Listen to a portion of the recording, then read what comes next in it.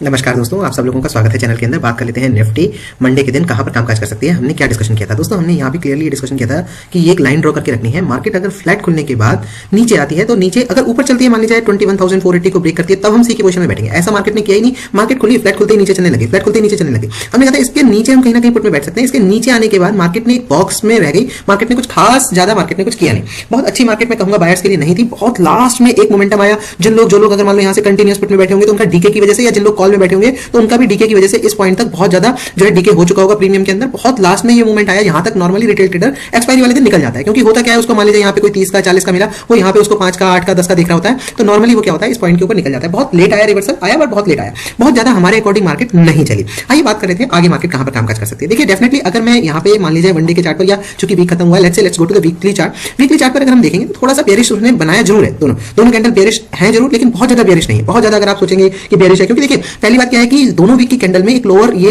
एक शैडो बन गई है ना, ये एक अच्छी बात है कि यहाँ पे जो विक क्रिएट हो गया, ये विक क्रिएट होना एक अच्छी बात है मार्केट के अंदर।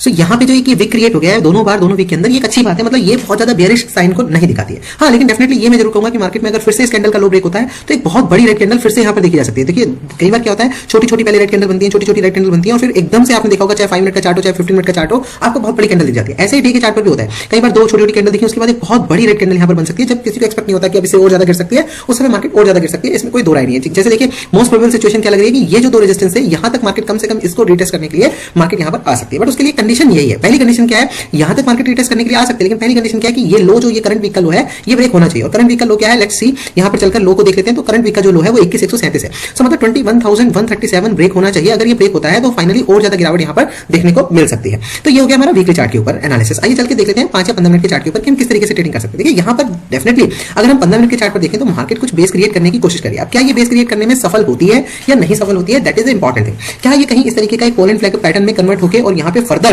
Inverse pole and flag pattern में कन्वर्ट होने के बाद और फर्दर हमें क्या करती है, यहाँ पे गिरावट देती है। ये भी पॉसिबिलिटी पूरी है। देखिए अगर ऐसा होना होगा तो मार्केट डेफिनेटली इन पॉइंट्स को ब्रेक करेगी। तो देखिए कोई भी पुट की पोजीशन अब जब हमें लेनी है तो हमें इन पॉइंट्स के नीचे ही किसी पुट की पोजीशन को कंसीडर करना है। उसमें बस एक ये रह जाएगा कि ये एक कैंडल है, यहाँ पे कहीं ना कहीं सपोर्ट रह जाएगी, मगर डेफिनेटली अगर इसके नीचे आएगी तो इसके बहुत क्लोज से वो सपोर्ट लेगी। ऐसा नहीं है वो यहाँ कहीं से सपोर्ट लेगी, इसके बहुत क्लोज से सपोर्ट लेगी। तो अगर इसके बहुत क्लोज से सपोर्ट लेगी तो ये लगभग 21,137 का पॉइंट है। और ये जो पॉइंट मैं आपको बता रहा हूँ ये लगभग 21,263 का है। तो एक तो ये हो गई बात कि 21,270 के नीचे we will be interested in put. पहले टारगेट हमारे 21,140 तक के टारगेट हो सकते हैं। और अगर ये भी ब्रेक होता है तो हमारे मंडे के दिन ही काफी बड़े टारगेट मतलब 21,000 तक के भी देखने को मिल सकते हैं।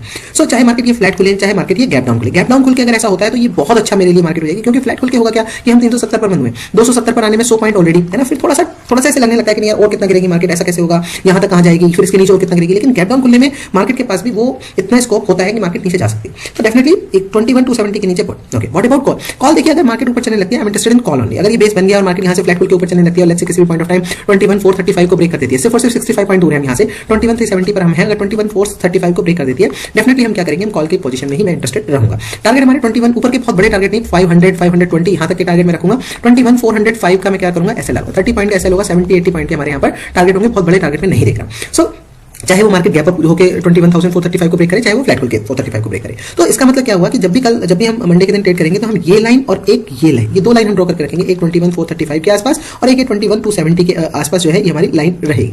इसके बीच में हम थोड़ा सा अवॉइड करेंगे ट्रेडिंग को, नो ट्रेडिंग जोन में रखेंगे इस जोन को। इसके ऊपर हम कॉल की पोजीशन में बैठेंगे। टारगेट मैंने आपको ऑलरेडी 21,500 तक के बता दिए। यहाँ इसके नीचे हम पहला टारगेट 21,140 तक का रखेंगे और उसके बाद हम 21,000 तक का भी टारगेट रख सकते हैं। सो थैंक यू दोस्तों, अगर आपको वीडियो अच्छा लगा please hit the like button and subscribe the channel. Thank you very much.